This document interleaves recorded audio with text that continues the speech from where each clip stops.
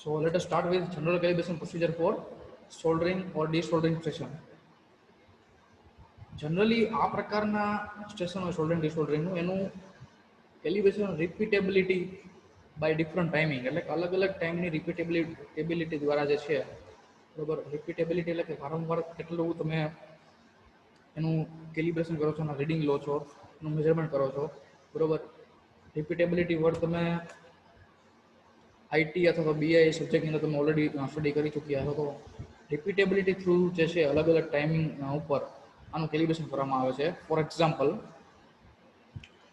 turn on iron like a soldering iron on any random day and after it stabilize it measures. કે for example કે soldering ion ચાલુ કર્યું બરોબર કોઈ એક દિવસે કે માની આજે ચાલુ કર્યું બરોબર, ફોર એક્ઝામ્પલ ટુડે આજે ચાલુ કર્યું બરોબર, તો એને ચાલુ કરીને સ્ટેબલ થવા દો. સ્ટેબલ ઇન ધ સેન્સ કે ડાયરેક્ટ જે છે તમે માની લો ફોર એક્ઝામ્પલ તમારા આની અંદર બરાબર અહીંયા સેટ કર્યું કે સોલ્ડરિંગ માટે જે છે આટલું ટેમ્પરેચર બરાબર, તો તરત તમે સ્ટાર્ટ કરશો, તમે સ્વિચ ચાલુ કરશો મેઇન પાવર સપ્લાયની બરાબર બીજી, તો ડાયરેક્ટ જે છે એટલું નહીં આવી જાય. ધીમે ધીમે ધીમે જે એનું ટેમ્પરેચર જે છે હીટઅપ થશે બરાબર સોલ્ડરિંગ ટીપનું અને સોલ્ડર આયનનું.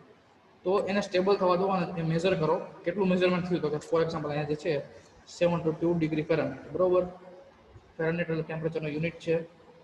તો સ્ટેબલ થઈને મેઝર કરો કે કેટલું થાય છે બરાબર. એકવાર સ્ટેબલ થઈ જાય પછી એનું મેઝરમેન્ટ કરવાનું, વચ્ચે વચ્ચે સ્ટાર્ટ કરીને સીધું મેઝરમેન્ટ નહીં કરવાનું, થોડોક ટાઈમ આપવાનો, સ્ટેબલ થઈ જાય પછી મેઝરમેન્ટ કરવાનું બરાબર. તો મેઝરમેન્ટ થઈ જાય તો તમે એનું રીડિંગ લઈ લો, ગમે તે રીડિંગ આવી શકે, એવું નહીં કે 722 ડિગ્રી ફેરનહીટ આવે બરાબર. તો સ્ટેબલ થઈ જાય પછી રીડિંગ લો કેટલું આવે છે તમારી ટીપનું બરાબર, સોલ્ડરિંગ આયનની જે ટીપ જે છે એનું. આફ્ટર સમ ટાઈમ એટલે કે ફોર એક્ઝામ્પલ 3 months આફ્ટર બરાબર, એટલે 3 મહિના પછી અથવા તો 6 મહિના પછી બરાબર, અગેન જે છે you repeat your setup and remeasure the tip temperature in the exact same way. એટલે કે આ સેમ ટુ સેમ વસ્તુ જે છે રિપીટ કરો. જો રિપીટેબિલિટીનો મતલબ જ છે બરાબર, same procedure with same setup with same measurement બરાબર, એને એક્ઝેક્ટ સેમ વેની અંદર જે છે તેનું રિપીટેશન કરો. ઇટ નીડ્સ ટુ મેઝર એટલે કે જે છે એ મેઝર કેટલાકમાં થવું જોઈએ. તો કે માની લો ફોર એક્ઝામ્પલ 722 ડિગ્રી ફેરનહીટ તમારું આવ્યું હતું આજે બરાબર, આફ્ટર 3 months અથવા આફ્ટર 6 months જ્યારે બી તમે કરો તો એ કેટલું આવવું જોઈએ મેઝરમેન્ટનું 722 degree Fahrenheit plus or minus 10 degree Fahrenheit. એટલે કે 732 અને 712, 712 થી લઈને 732 સુધીની અંદર જે છે સ્ટેબલ થઈ જાય તો એ બંનેની વચ્ચે જે છે 3 મહિના અથવા તો 6 મહિના પછી આખું સેટઅપ કરીને તમે જ્યારે મેઝરમેન્ટ કરો એનું અને સ્ટેબલ થઈને તમે મેઝરમેન્ટ કરો, સ્ટેબલ થવા દો થોડી વાર, સ્વિચ ચાલુ કરીને પછી મેઝરમેન્ટ કરો તો એ 712 ડિગ્રી ફેરનહીટથી 732 ડિગ્રી ફેરનહીટની વચ્ચે આવવું જોઈએ, plus or minus 10 degree Fahrenheit જે છે તે અલાવેબલ છે બરોબર. સો if the temperature is within the accepted range, એટલે કે જે આપણે જે રેન્જ કીધી 722 degree Fahrenheit plus or minus 10 degree Fahrenheit બરોબર, એક્સેપ્ટેડ રેન્જની અંદર હોય તો યોર સોલ્ડરિંગ સિસ્ટમ એટલે કે સોલ્ડરિંગ આયનની જે આખી સિસ્ટમ જે છે ઇઝ કન્સિડર્ડ રિપીટેબલ. રિપીટેબલ જે છે એમ કન્સિડર કરવામાં આવે છે. એટલે કે you are operating within the standard protocol. તમે જે છે તમારા સોલ્ડરિંગ આયનને જે તમે ઓપરેટ કરાવો છો એ સ્ટાન્ડર્ડ પ્રોટોકોલ પ્રમાણે તમારા સોલ્ડરિંગ આયન તમે યુઝ કરો છો, એવું ટૂંકમાં આનાથી ડિફાઇન થાય. અહીં સુધી ક્લિયર? જો સમજાણું હોય તો યસ ઓર ઓકે ટાઈપ કરો, અત્યારે ડાઉટ પૂછો.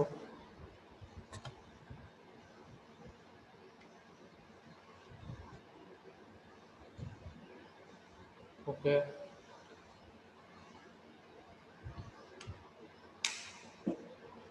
બરોબર. તો એક આ બી મેથડ છે. Second one, the test is repeated as often as called out in your facility's operating procedure and is your way to ensure a quality product is produced. એટલે આ પ્રકારની જે કેલિબ્રેશન ટેસ્ટ જે છે તો વારંવાર કરવામાં આવે છે જે ઓપરેટિંગ પ્રોસિજરની અંદર જે હોય એના એકોર્ડિંગ, જેનાથી આપણે એન્શ્યોર એટલે કે ખાતરી કરી શકીએ છીએ કે સોલ્ડરિંગ આયન યુઝ કરીને તમે જે પીસીબીમાં સોલ્ડર કરો છો કે કોઈ જોઈન્ટ કરો છો કે ડીસોલ્ડર કોઈ કરો છો, તો ટૂંકમાં પીસીબી બનાવો છો કે ઇલેક્ટ્રોનિક્સ કાર્ડ બનાવો છો, કોઈ બી તમારી ક્વોલિટી હોય બરોબર, કોઈ બી તમારી પ્રોડક્ટ હોય બરોબર, એની તમે ક્વોલિટી જે છે એ તમે એનાથી એન્શ્યોર કરી શકો. જે પ્રોડક્ટ જે છે પ્રોડ્યુસ થાય તમે સોલ્ડરિંગ આયનથી સોલ્ડર કરી તમે જે પીસીબી બને ડિઝાઇન કરી, એટલે મીન્સ કે તમે પીસીબી ઉપર તમે સોલ્ડરિંગ આયન કરીને આખું જે કાર્ડ બનાવ્યું બરાબર ઇલેક્ટ્રોનિક કાર્ડ, તો એ જો એ પ્રોડક્ટ જે પ્રોડ્યુસ થાય બરાબર એની ક્વોલિટી તમે એન્શ્યોર કરી શકો છો પર્ટિક્યુલર, બરાબર. એની ક્વોલિટી જે છે સારી તમે મેળવી શકો છો ફ્યુચરમાં, બરાબર. આ ટેસ્ટને રિપીટ કરવાથી વારંવાર રિપીટ કરવા, માની લો 3 મહિના કર્યું પછી અગેન આફ્ટર 3 મંથ્સ 3 મહિના ગેપ પછી પાછું કરો, પછી થઈ જાય પાછા 3 મહિનાના ગેપ પછી કરો. એટલે આ રિપીટેબિલિટી જે પ્રોસેસ જે છે એ યુઝ કરવામાં આવે છે for calibration of soldering desoldering station, બરોબર. અને કઈ રીતે કરવામાં આવે છે એ બી કીધું આપણે. For example, you turn on your soldering system and set it to the same 450 એટલે 450 ડિગ્રી ફોર એક્ઝામ્પલ, બરોબર. 722 બી તમે કરી શકો, 450 degree Fahrenheit. After the system stabilize, you measure the tip temperature. If it measure anything other than 450 degree Fahrenheit, એટલે કે 450 થી બીજું કંઈ મેઝરમેન્ટ બતાવે, it is out of calibration. તો હવે આ વસ્તુ સમજવાની છે કે જ્યારે સોલ્ડરિંગ સિસ્ટમને ચાલુ કરો અને તમે એને સેટ કરો 450 ઉપર, બરોબર. તમારું જે ટેમ્પરેચર જે સેટ કરવાનું હોય, બરોબર. ફોર એક્ઝામ્પલ 450 તો 722 તમે ગમે એટલું રાખી શકો, બરોબર. ડિપેન્ડિંગ ઓન રિક્વાયરમેન્ટ, અમારે કેટલા ટેમ્પરેચર પર સોલ્ડર કરવું છે, બરોબર. સિસ્ટમ સ્ટેબલ થઈ જાય અને જો એ ટીપ ટેમ્પરેચર જે છે એ 450 ડિગ્રી ફેરનહીટથી બીજા કોઈ રીડિંગ બતાવે, બરોબર, તો એ આઉટ ઓફ કેલિબ્રેશન કહેવાય. એટલે કહેવાય એમ માગે છે કે અહીંયા તમે જે સેટ કરો, બરોબર, અહીંયા તમે ફોર એક્ઝામ્પલ 722 ડિગ્રી સેટ કર્યું કે 450 ડિગ્રી ફેરનહીટ સેટ કર્યું, બરોબર. અને પછી તમે ટીપ ટેમ્પરેચર મેઝર કરો ને એ કંઈક બીજું બતાવે, જેમ કે 400 બતાવે, કાં તો 722 હોય તો 700 બતાવે, બરોબર. તો એનીથિંગ અધર, બરોબર, થોડી ઘણી એક્યુરસી જે થોડી ઘણી જે છે ±10 ડિગ્રી ફેરનહીટ એટલું અલાવેબલ હોય, બટ એનાથી જો અધર કોઈમાં કંઈક બીજું જ બતાવતું હશે રીડિંગ અહીંયા, તો એ જે છે કેલિબ્રેશનની અંદરનો કહેવાય, એટલે કે આઉટ ઓફ કેલિબ્રેશન કહેવાય, બરોબર. આ પોઈન્ટ ઉપર technician would need to consult the manual for the correct calibration procedure for that model soldering system and adjust the output temperature to match the displayed temperature.